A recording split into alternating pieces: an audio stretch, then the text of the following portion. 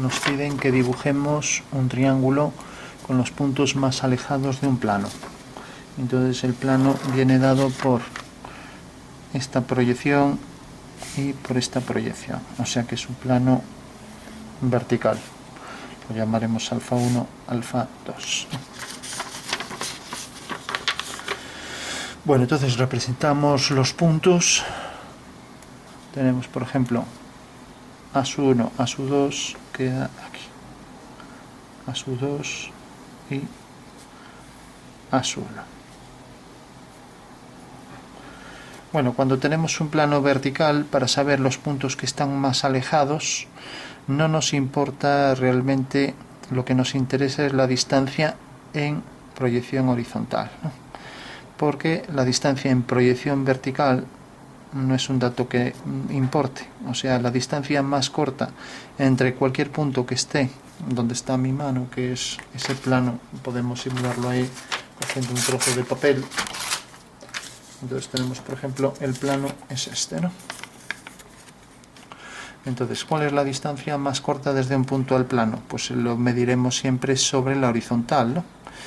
Porque no tiene sentido hacer sobre la vertical, o sea, la distancia, pues la más corta siempre respecto de A1, A2, perdón, A1, B1, etcétera, siempre sobre la traza esta, ¿no?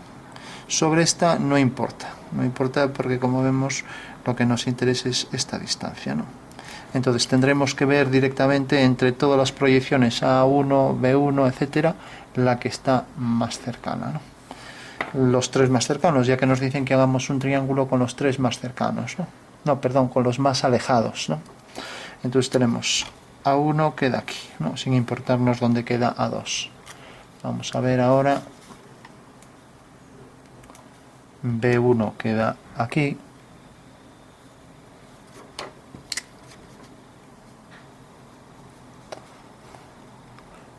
C1 queda aquí. D1 queda aquí.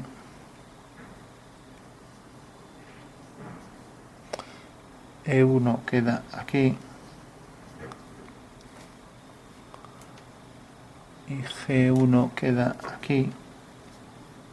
Ya digo, no interesa dónde está la proyección vertical. Y H1 queda aquí.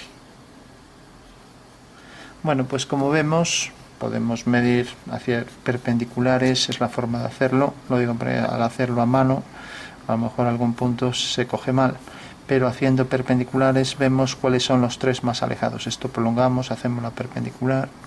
Entonces, este es obvio que ya es el más alejado. Luego tenemos aquí otro alejado.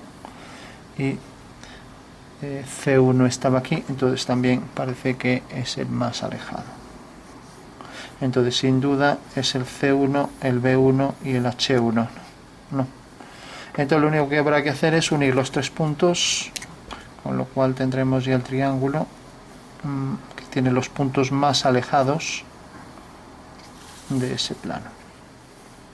Y ahora tendremos que ver dónde tiene H1 su proyección, H2, sin importarnos si queda en otro cuadrante, no importa nada, ¿no? Entonces tenemos aquí H2. Ahora tenemos de C1, tenemos C2 aquí.